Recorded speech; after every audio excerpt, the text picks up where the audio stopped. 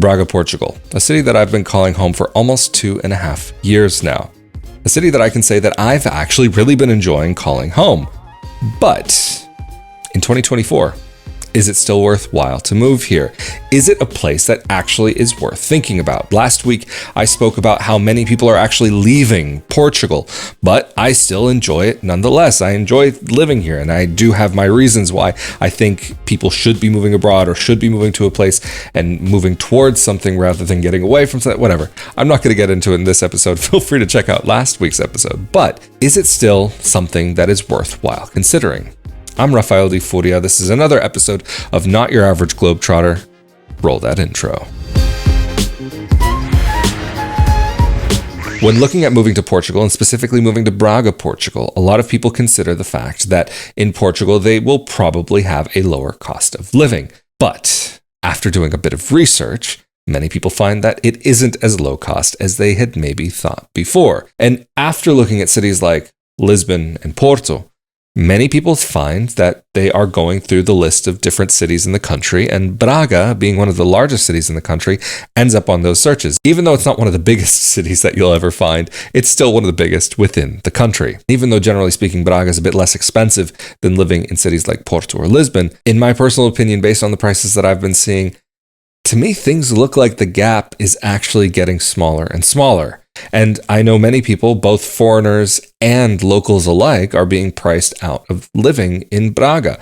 And it's not just the cost of apartments, but also food and monthly bills. And these sorts of things are all building up. And it's getting to the point that maybe the country that people thought they were moving to, that would be on the low cost of things. And I know many people, both, again, foreigners and locals, who are now considering if Braga is realistically feasible to stay in based on how much things have been going up in price.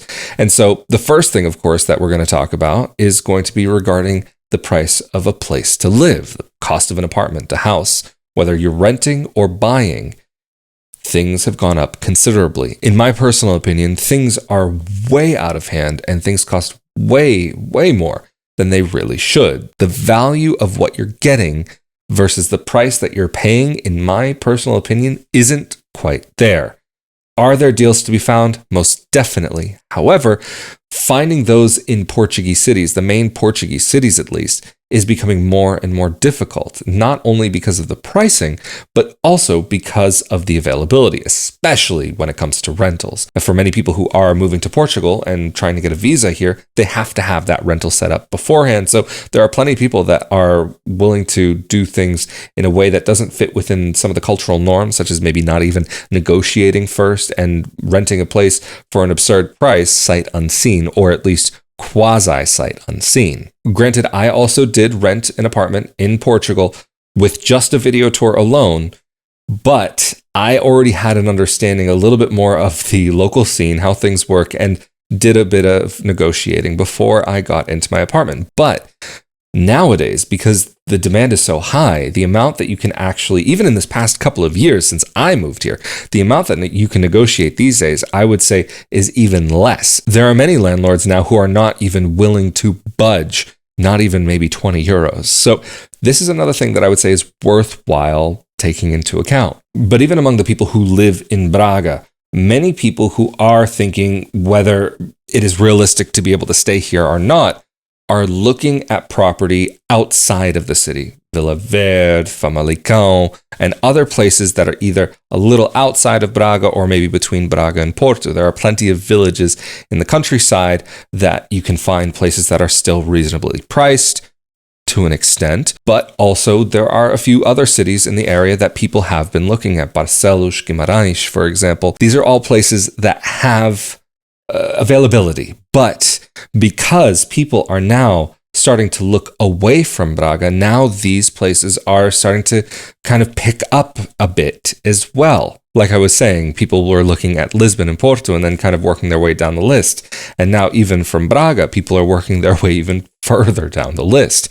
I'm not saying it's necessarily a bad thing, because there are plenty of wonderful places in Portugal that can offer a wonderful quality of life. And like I said, I do enjoy calling this place home. But nowadays, I think there are really some things that are worthwhile considering if you are looking at Portugal from a very specific perspective, even if you're not looking at it from the perspective of if you're going to take advantage of a lower cost of living than maybe where you come from, being able to look at what is actually here is very important, and how things are actually working, because how things are actually working right now might not necessarily be within the ideal that so many people are seeking out. Just before we get into the next section, I do want to say a huge thank you to those of you who help to make these episodes possible on a monthly basis through the support on patreon.com/Rafael Di Furia or rafaeldifuria.com/Patreon, or through the super thanks button here on YouTube, as well as rafaeldifuria.com/support. Anyway, let's get back to the rest of the episode. I mean, one really big concern that I would say people have when it comes to the cost of living, and especially specifically, again, in regards to apartments, is that the protections for the renter aren't necessarily as in place as they might be in other locations in Europe. For example, many people who I know, they're just ending their first contract, whether it's a 1-year contract or a 2-year contract, and they're not sure if their next contract is going to jump up in price. I know people who've had their rent jump up 400 euros. I know people who've had it jump up 200 euros from one contract to the next. But even within the scope of a singular contract, there's a technicality that the rent actually legally could be raised from 1 year to the next. The caveat is that it has to follow some guidelines set by the government. But even my rent, I think I've mentioned this in the past, actually has been raised by a bit. Thankfully, not as much as some other people that I know. But like I said, I know many people who are in the situation where they don't know what their next contract will look like. They don't know if the landlord in the apartment where they're going to be is going to allow them to just continue being there. Even if they can be, is the rent going to stay the same? Is it going to go up? I do know a couple of landlords that I'm friendly with that aren't of the same mindset that many other landlords are, but from what I've seen, they do seem to be in the minority. And I would be maybe in the same mindset as some of my Portuguese friends, that if you have a reliable renter, that they're treating your apartment well and they're paying you on time and they're not causing problems, then why not just have that steady income? By finding a new person, of course, it's taking a gamble, and maybe you're going to get someone who's really horrible. Maybe you'll find someone that's okay. There's no guarantees ever. But having to go through the process of finding a new person, re-registering, and the taxes and the this and the that, it's a headache that many people aren't looking for, at least from the perspective of the owner. But another thing that I would say actually kind of gives a little bit more of an idea of how much things have increased here, maybe not to an extreme as other things that I've seen, is some prices that are in restaurants. There's one particular restaurant that I can think of on the main walking street here in Braga. And when I first arrived here, they had a specific plate, which was some meat, rice, and mushroom sauce. And I believe it also came with fries, something like that. And when I first arrived here, it was $8.50. Now that same plate is going for $12.50.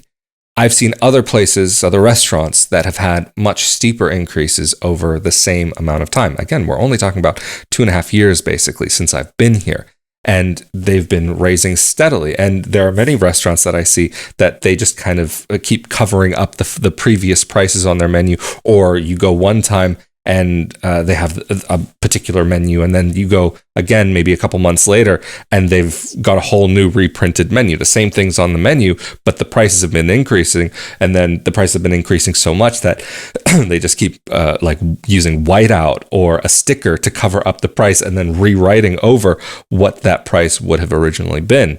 But also now, with how many restaurants are using online menus with QR codes, following some of those numbers isn't as easy as maybe it used to be, at least in regards to the trend of where that price is going. And again, some of these prices have been trending quite high.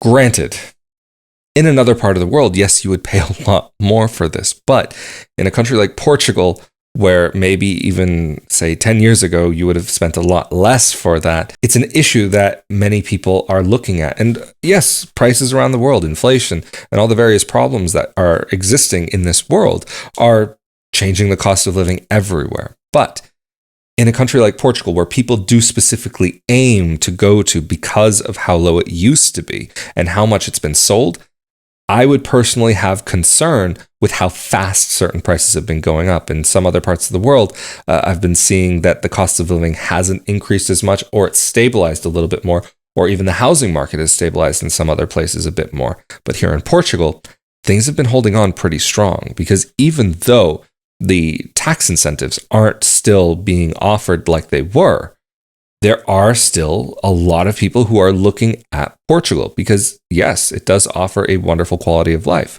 Not something that is for everybody. Like I mentioned in last week's episode, there can be some rough edges that you have to get used to.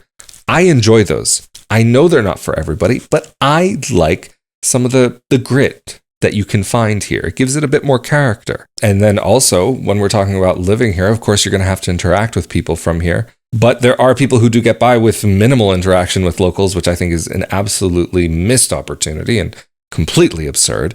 But to get to know some of the people here that I have in the past couple of years, the locals, and it's been a real pleasure and really a wonderful experience. And the friendliness and the kindness of people that I've seen here really stands above so many other places that I've visited or lived in. It's really something else that I can't give a proper explanation. I've tried to give little hints of it throughout these episodes of Not Your Average Globetrotter, but I don't feel like I'm doing it justice. But then when it comes to the quality of life here, there's another thing that I personally really like, and that's the weather.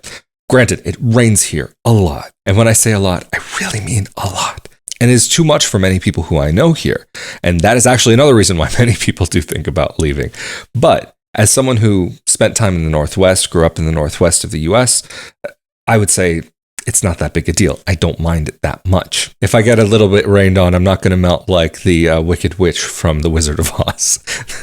No relations. So I'm okay. Thankfully, I've got the genetics to be able to walk in the rain and be absolutely fine. Just flip my hair like Fabio and just continue on with my day. But this also leads to being able to really enjoy the country, and especially in the nicer kind of times of year, like the spring and summertime. Walking through the city is an absolute pleasure. You always have festivals and different little things going on. So when we're talking about living in Portugal, we're talking about living in a really wonderful country. When we're talking about Braga, we're also talking about living in a wonderful city. But it really is not for everyone.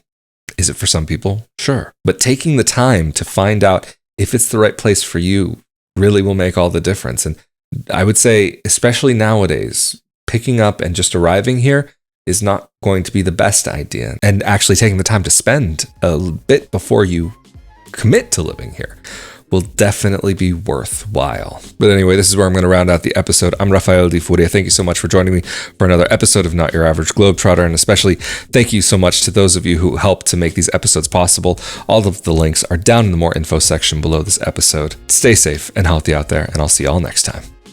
Later.